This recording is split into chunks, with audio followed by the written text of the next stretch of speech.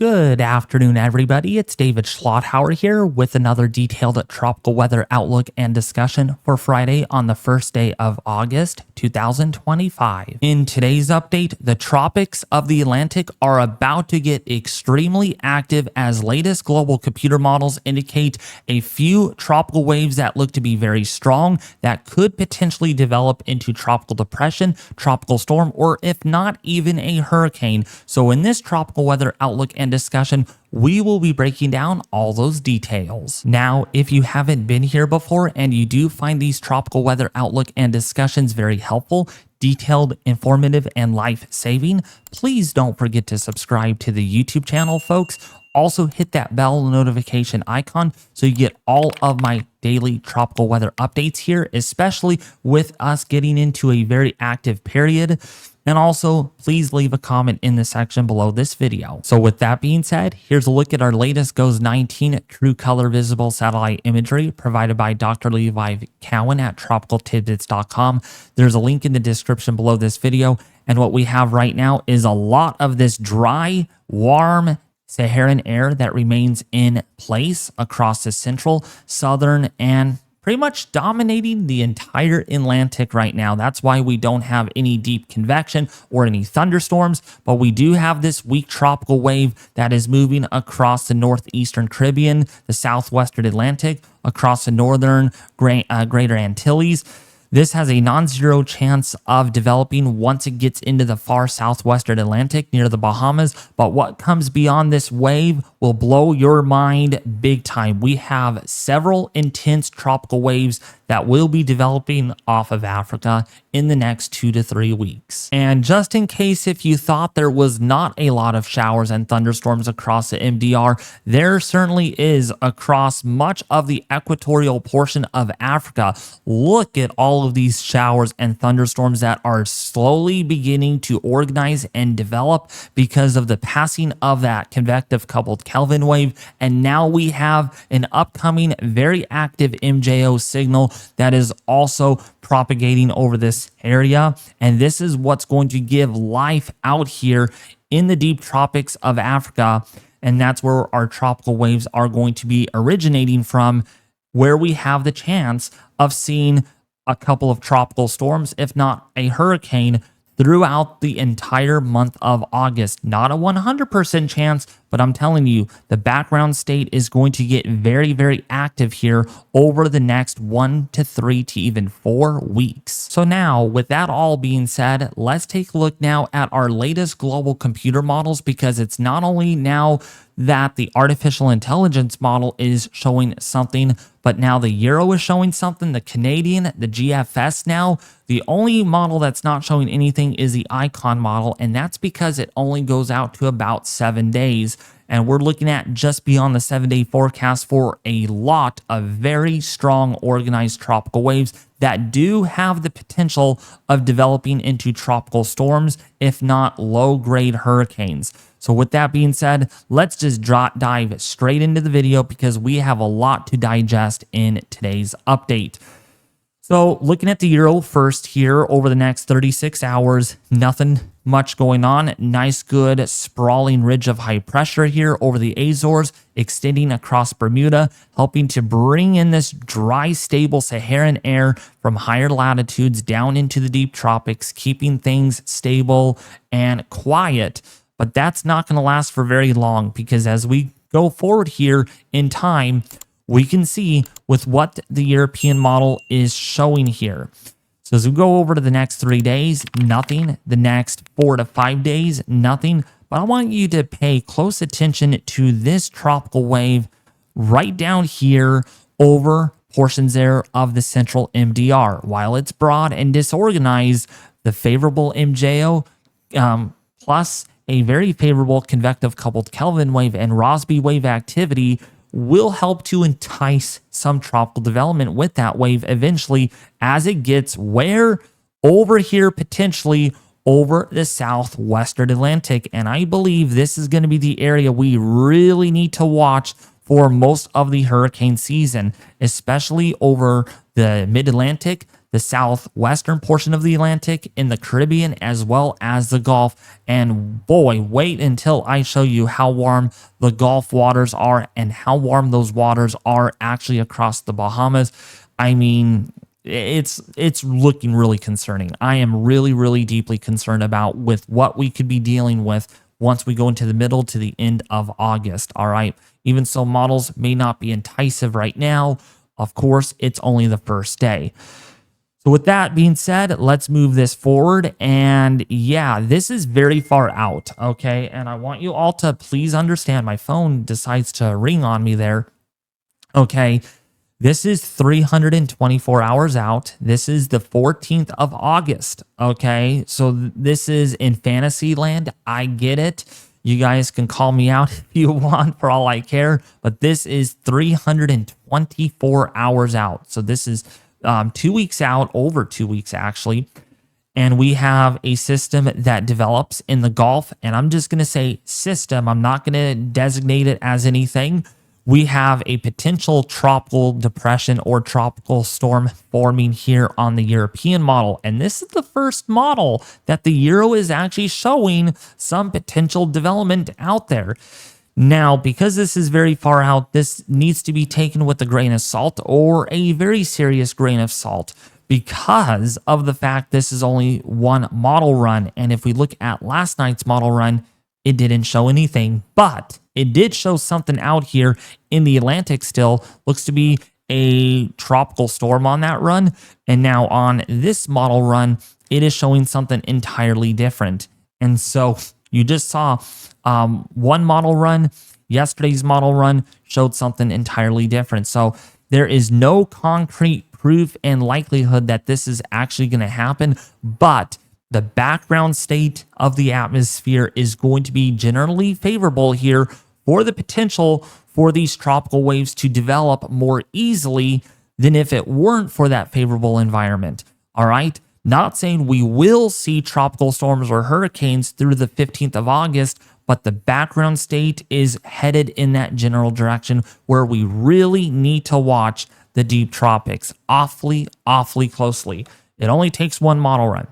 So now, looking at the artificial intelligence model, I know you guys are probably like, dude, why are you using the APHIS model, the AI? Don't use it.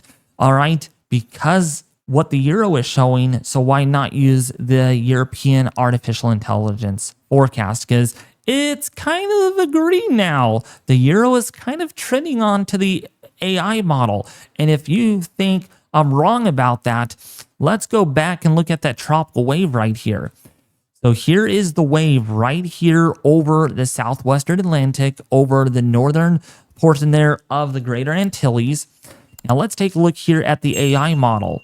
There it is. It is right near that where that circle is.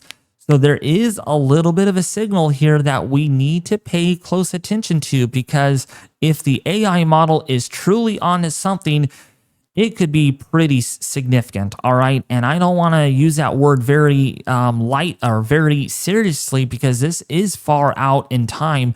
But that, my folks, is a very powerful tropical cyclone off the mid-Atlantic coast of the Carolinas at 360 hours out. This would be August the 16th on Saturday morning. I know it is very far out. I am not taking this seriously. There is a very slim chance this actually occurs, but it's giving us a signal, people. This is what we look for, that, okay, we have a favorable MJO. Now it's time to see if the models are going to latch on to any TC genesis. And in this case, the Euro and the AI model are latching on to the fact that, oh, we could have a very powerful tropical cyclone here between Bermuda and the United States. We have another tropical wave here that's pretty strong. We have another tropical wave here, and we have another tropical wave over here. They're just lined up out there. Now, of course, what you're seeing here is there's a 0.01% chance of it occurring. All I'm here for is signals over an actual scenario. This is not likely what's going to happen, but it is a testimony of how conducive the background state could actually end up becoming once we go into the middle of August. And traditionally, that's the rapid ramp up in tropical activity in climatology terms. Now, the only model that's holding back on this is the Canadian model. And as we put this into motion here, of course, that tropical wave doesn't do much. Now, interestingly enough, the GFS, what I'm about to show you, and the Canadian model do show a potential of something to form up in the next 3 days. The NHC doesn't have this out at all. No highlighted area, which means it's probably not going to happen, with another area here off the mid-Atlantic with also a possible signal. So the Canadian has something different than the Euro and the AI model, while the Canadian is showing this. All right, now moving this forward through the next 3 to 4 days, through August the 6th, the 7th, the 8th, the 9th, the 10th, and the 11th here, nothing that rings a bell on this particular model. But look at, we have a tropical wave here, and we have a tropical wave here. So it is showing tropical waves that are very strong coming off of Africa in about 10 days, and that is only August the 11th. All right, only the 11th day of August, and it is not the traditional ramp up, yet a quick increase in tropical activity. So that is why this is the time we start looking at the models very carefully, all right? And people have been talking about this all over X, on social media. This is catching a lot of people's attention out there, like Andy Hazelton, Eric Webb, Daniel Federico, or Dylan Federico. That's what I was looking for, as well as Andrew on X as well, been talking about this as well. So it is catching a lot of people's attention, and that is why it's a good idea that we really focus on that in today's video. The GFS model is also somewhat similar, but kind of a backwards in terms of the fact that it's lackluster. Now, I saw the 12Z run. It didn't show anything. Let's look at the 18Z run as I'm looking at it. Nothing at all showing up here on the GFS. However, what is that? What is that? That's a tropical wave right there. Here's a little weak of a wave, and here's another tropical wave. Now, the GFS model is doing something very awkwardly different here than what the Euro and the AI was showing. It is still not showing any tropical development out here, which I am really shocked about. The 12Z run showed something maybe forming in the Gulf, but now the 18Z run not showing anything. Now, I was told by Pat's Path Predictor, if you guys want to go follow him on X, or not on X, but on YouTube, you can go ahead and do that. He was telling me that don't trust the 18Z or the 06Z GFS model runs, David. They're not as reliable as the 12 and 0Z runs, which I do believe him on that. So take this with a grain of salt, because the Euro and the AI model both indicating that we need to pay close attention to the tropics. So looking at the deep layer moisture plot here, you can see brown colors indicate lots of dry, warm, sinking air in the deep tropics of the Atlantic, in the deep layers of the atmosphere as well. And this is going to be the thing that fades away gradually. You can see there's the next tropical wave that develops, and this one looks a lot more juicier than the one that is in place right in the same area, with a lot more green and teal colors here, indicating that there's more instability, there's more moisture to work with. And look at a little lesser dry air to the north and to the west of the system too, with what appears to be another tropical wave coming off of Africa. And this one is slightly lower in latitude, which means it can get its act together a little faster, not as much dry air to the north of this. And look what ends up happening. This could actually develop, and that is a 997 millibar tropical storm there approaching the northern Greater Antilles. But I want to really emphasize this is extremely far out. There's extreme uncertainty, and what Andrew posted, I won't show it in today's video, but he put it literally anything beyond like 14 days out is, are you literally insane? Like, the chances of this happening are very little, but we look for signals. And I think we're getting somewhere with our models today with some stronger tropical wave activity, much stronger waves actually, that have the capability of developing quickly into tropical depressions or storms. Another thing to back that all up is a deep layer vertical wind shear. Right now, the vertical wind shear is about slightly below average, and it's only going to weaken from here. Look at the vertical wind shear over the next 10 days. All of this blue here indicates vertical wind shear will be below average. So we're looking at vertical wind shear here of 10 knots to 20 knots up here, down to 5 to 10 knots here in the Caribbean. And look at even over here in the southwestern Atlantic, deep layer vertical wind shear less than 10 knots. So pretty much this whole area is open up for business now for these waves to come off of Africa. And the chances are the question will be, do they take full advantage of the vertical wind shear that is below average? And that comes down to stability issues, which we are still facing right now. So now, what about our wind anomalies at 850 millibars? What's going to really help the TC genesis here is, of course, easterly winds to the north of all of this. So these purple grape colors indicate stronger than normal easterly wind anomalies. So you can see flow doing this. And then the orange and light orange colors indicate lighter trade winds and possibly a reversal with those winds. So you can kind of think about it here is we have easterly winds here, so that East African jet really strong. We have westerly wind anomalies right here. And so you can think there's going to be a lot of vorticity focusing here along the ITCZ over the next 10 to 15 days. And that's going to be the area we really need to watch for tropical genesis throughout that period. And this goes all the way out through the next 15 days, showing us pretty much a very similar pattern. Light shear, more moisture, and a really favorable low-level wind pattern that favors us. Now, when it comes down to those ensemble forecasts, first of all, from the GEFS ensemble, this is the American model, and there is a weak signal out here, okay? And people are going to be like, okay, whoa, there's a weak signal, David. What are you talking about when it comes to these strong tropical waves?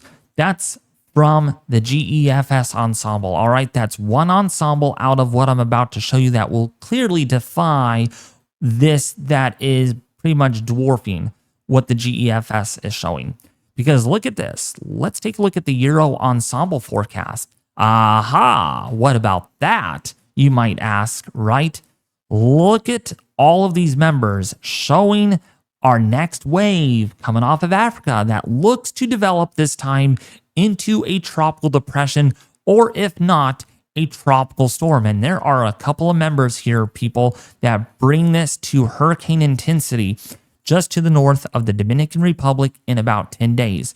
Yes, 10 days is really far out and a lot can change, but I'm telling you, there is a signal out here that has increased over the last 24 hours, and it needs to be talked about in today's video. And so with that in mind, let's take a look now at our weekly mean tropical cyclone strike probability forecast, because I don't show this very often in my video.